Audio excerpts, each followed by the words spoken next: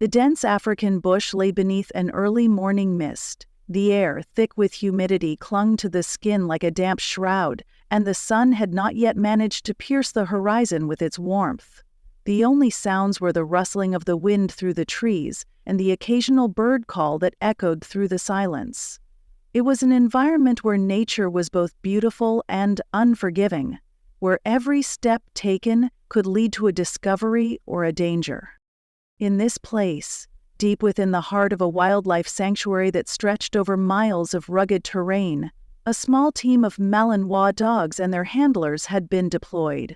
The mission was simple yet crucial: patrol the reserve, track any signs of poaching activity, and ensure the safety of the animals. Elephants, rhinos, giraffes, and the many other species that roamed the vast land. The dogs, carefully trained for this very purpose, had been working tirelessly since dawn. They were accustomed to the dense underbrush, the scent of predators, and the harsh conditions of the wilderness. Their handler, a seasoned ranger named Jomo, kept a careful eye on the dogs as they moved through the thick foliage. The leader of the pack was a large Malinois named Zuri.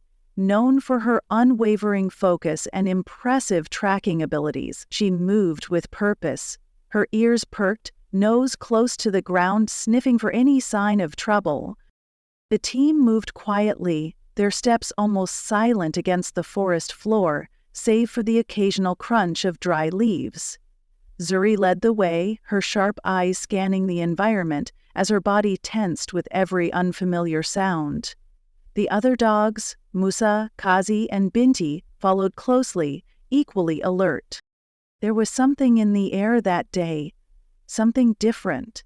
The usual hum of the forest seemed muted, as if the very land itself was holding its breath.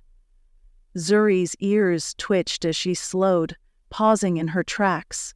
The other dogs halted instinctively, their senses in tune with the leaders, their eyes darting from side to side. It was a quiet moment, but one heavy with the anticipation of what might be ahead. A faint scent reached Zuri's nose, a mixture of sweat, gasoline, and something more sinister. Poachers. They were close.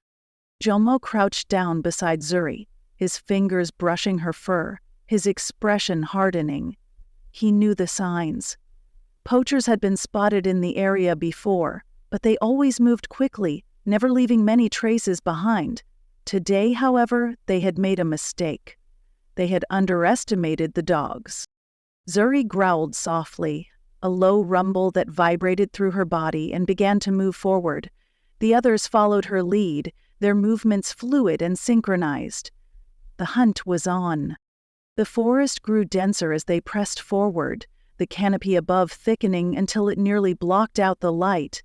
The deeper they went, the more oppressive the atmosphere became. Every creak of a branch, every snap of a twig underfoot felt amplified, as if the forest itself was listening in. A sudden rustle to the right made Zuri's ears snap up, and she halted. The others froze in unison, their eyes locked on the movement. It was just a shadow, nothing more. Zuri lowered her head again, her eyes narrowing as she caught the faintest trace of the poacher's scent. The dogs pressed on, their steps more cautious now, the tension palpable in the air. The sound of distant animals, elephants trumpeting, birds calling, seemed far away now, drowned out by the sounds of the dogs breathing and the rustle of leaves underfoot. The trail led them to a clearing, where the trees parted to reveal a dried riverbed. The scent was stronger now. Poachers had camped here, perhaps only hours before. Zuri's nose twitched, her attention divided between the scent of their campsite and the faintest trace of fresh tracks in the dirt. Suddenly, a movement to the left caught Jomo's eye. His hand went instinctively to his rifle, but he didn't draw it yet.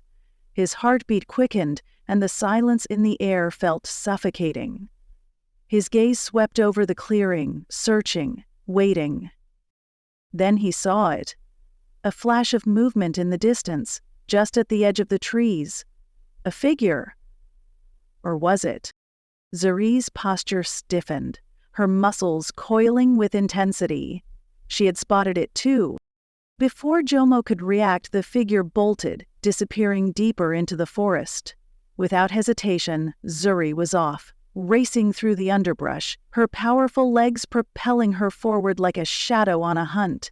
The other dogs followed, and Jomo was hot on their heels, moving with a speed and precision born from years of experience. His breath came in shallow gasps as the forest swallowed them whole. For what seemed like hours, they pursued. The dogs' noses guided them through the thickening forest, their determination unwavering. They had to catch the poachers. They had to stop them before they could strike again. Then, a sudden shift. A sound so unnatural it froze them all. A distant crack, like the snap of a twig, followed by a rapid series of sharp metallic clicks. The poachers had set a trap, but it wasn't the usual snare trap that had caught so many animals in the past. This was something different, something more dangerous, something meant for them. Zuri hesitated for a fraction of a second, her instincts kicking in. She knew it was a trap, but she wasn't about to back down. The other dogs, too, paused for just a heartbeat, scanning the surroundings. Then it happened. The ground beneath them gave way as if the forest itself had conspired against them. A large net, rigged with steel wires, shot up from the ground, and the dogs were caught. In an instant, they were ensnared, their limbs tangled in the heavy mesh, their movements restricted. The poachers had anticipated their arrival. Jomo reacted instinctively, pulling his knife from his belt and cutting through the wires, but it was too late. The poachers were already on the move, and now they had the upper hand. But the twist came unexpected. Zuri, though caught in the trap, let out a powerful bark, a signal. From the depths of the forest, a thunderous sound echoed, hooves pounding the ground. The poachers froze. From the shadows emerged a herd of elephants, led by a massive matriarch. The elephants charged, their immense bodies shaking the earth beneath them, and the poachers scattered in fear. It was the elephants' territory, and the Malinois had done their part. As the poachers fled, Jomo finished cutting the last of the wire. The dogs, bruised and bloodied but unbroken, stood tall, ready to return to their mission. They had done what they had been trained to do. They had kept the wildlife safe, even when the odds were stacked against them. The twist, an alliance between two forces, the dogs and the elephants, was unexpected, but in that moment it was the ultimate victory. The forest grew silent once more, but the dogs and their handlers knew that the battle was never truly over. It was a war they would continue to fight, together, in the shadows of the wild urns. As the dust settled, the echo of the elephant's charge slowly faded into the distance. The immense weight of the encounter hung in the air, but the tension had not yet fully eased. The poachers were gone, but they were not the only threat that lurked in the shadows of the wilderness. The forest still held its breath, waiting for the next disturbance. Jomo knelt down, checking each of the dogs for injuries. Zuri, the leader of the pack, limped slightly but stood tall, her gaze never wavering. Her fiery determination had saved them all, but even the toughest warriors were marked by the battles they fought. He patted her head gently and she leaned into his touch, her eyes softening for just a moment before she returned to scanning the landscape. Musa, the larger of the dogs, had a gash across his side where the net had scraped against his skin. It wasn't deep, but it was enough to make Jomo's stomach tighten with concern. The wilderness was unforgiving, and every wound carried the potential for infection. He stood and surveyed the scene. The poachers had left behind only a few hastily abandoned supplies: empty water bottles, a discarded knife, and remnants of a fire that had been snuffed out in a hurry. There were no signs of the poachers themselves. They had blended into the environment with the ease of those who knew the land better than they ever would. Jomo's hand instinctively moved to his rifle, though he knew it was not necessary now. The danger had passed. For the moment. He turned back to the dogs, his voice soft but firm. "We need to get back to this station, now."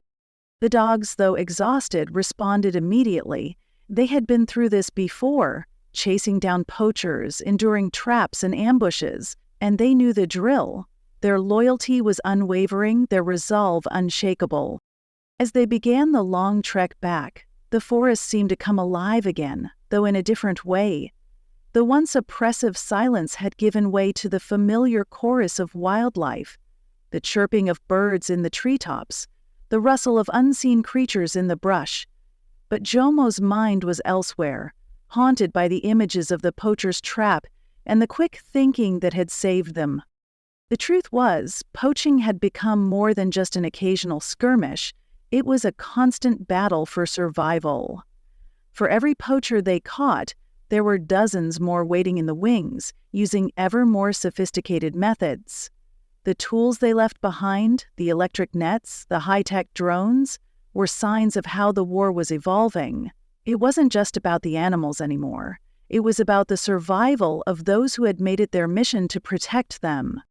Jomo glanced at Zuri as she moved ahead of the pack, her eyes scanning every corner of the path.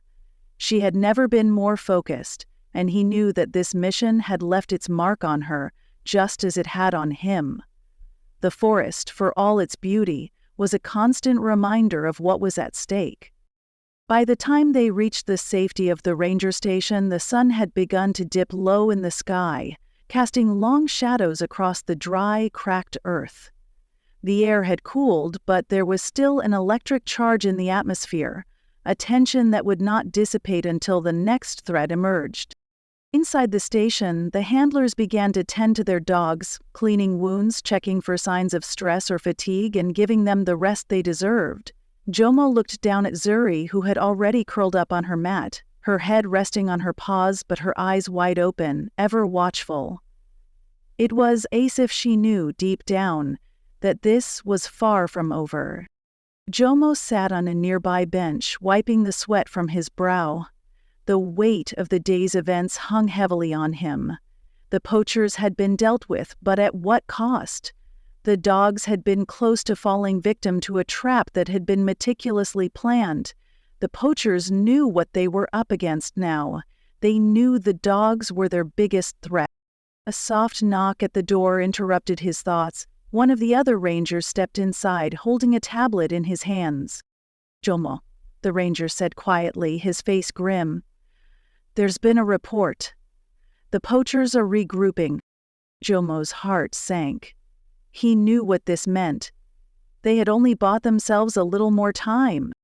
The ranger continued, "They've set up another camp near the eastern border. They're planning something big this time, bigger than just a few poachers." Jomo stood up slowly, his mind already calculating the next move. His eyes flicked to Zuri, who was now awake, her gaze fixed on him. She knew, too. "I'll nail all the dogs," Jomo said, his voice steady despite the storm brewing in his chest, "and we'll move out at first light." The ranger nodded and left, leaving Jomo to digest the news. He looked out the small window of the station, watching the last light of the day disappear beyond the horizon. The sanctuary, for all its beauty and serenity, was a battleground, and the dogs, Zuri, Musa, Kazi, Binti, were its silent, unwavering soldiers. Jomo took a deep breath, then turned back to the dogs. He knew they would face even greater dangers in the coming days, but he also knew that they were ready. The dogs had proven time and time again that they could go beyond the call of duty. And so, as night settled over the sanctuary, Jomo made a promise to himself and to his team of warriors. Whatever happened next, they would face it together, as they always had. The dogs, as loyal as they were deadly, would be ready for the fight ahead. And the forest, mysterious and vast, would continue to be their battleground, a place where the stakes were high and the bond between man and dog was stronger than ever. As the rangers prepared for the next phase of the mission, a soft breeze swept through the trees outside. The forest whispered in the night, and for a brief moment all was still. But beneath the silence there was a promise. The fight to protect these lands, these animals, would never end. And neither would the loyalty of the dogs who fought alongside them. The night passed slowly, the stillness of the sanctuary broken only by the occasional rustle of nocturnal creatures moving through the underbrush. Jomo couldn't sleep. He sat on the edge of his cot, his eyes fixed on the dark outline of the forest just beyond the station's perimeter. The weight of the impending operation pressed on his chest, and the quiet seemed to stretch endlessly, as though the world itself was holding its breath. He had seen many battles in his life, human and animal, and each left its mark. But this felt different. The poachers were becoming more sophisticated, more ruthless. They weren't just after the ivory or the rhino horns anymore. They were willing to tear down the very heart of the sanctuary itself. And they knew that the dogs, especially Zuri and her pack, were their greatest obstacle. Zuri had earned her place as the leader of the pack, but she was not invincible. Neither were the others.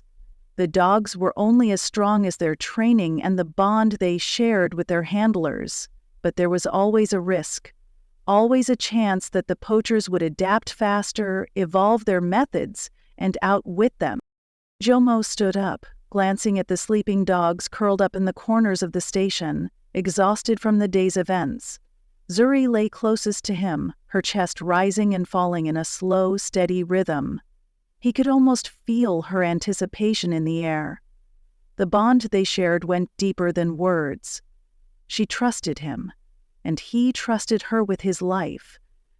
That trust was their greatest weapon. Suddenly, a sharp bark broke the silence, followed by a low growl from Musa. Jomo's heart skipped a beat. The dog's senses were far sharper than his own, and they rarely reacted without reason. He grabbed his rifle and moved cautiously toward the door, his eyes scanning the darkened landscape. Outside, the wind had picked up, swirling the scent of the forest around him. He could hear the dogs now, their growls deepening, their bodies tense as they stood up. Zuri's sharp, focused gaze locked onto the horizon, and for a moment, Jomo thought he saw a shadow move among the trees. His pulse quickened. Could it be the poachers already? It was too soon. The report had said they were gathering near the eastern border, but if they had already found a way to slip past the outer defenses, it would mean the worst kind of trouble. Jomo stepped outside cautiously, the sounds of the dogs' growls reverberating in the still night air. The forest was alive with the hum of insects and the occasional distant cry of an animal. The wind whistled through the trees, making the shadows dance in eerie patterns. "Zuri," Jomo whispered, his voice barely audible over the rising wind. "What is it?" The Malinois stood firm, her eyes narrowed, ears twitching as she tracked the movement of something in the distance. She gave a low bark, then trotted toward the tree line, her every muscle coiled in readiness. Jomo followed her lead, his rifle raised and ready, though his heart pounded in his chest. He was used to danger, but the feeling that something was lurking just beyond his reach, the sense that they were being watched, was more unsettling than anything he had ever faced before. The other dogs, now awake and alert, moved silently behind him. Musa, Kazi, and Binti followed in formation, their bodies sleek and silent, like shadows among the trees. They were ready, but their silence only added to the growing tension in the air.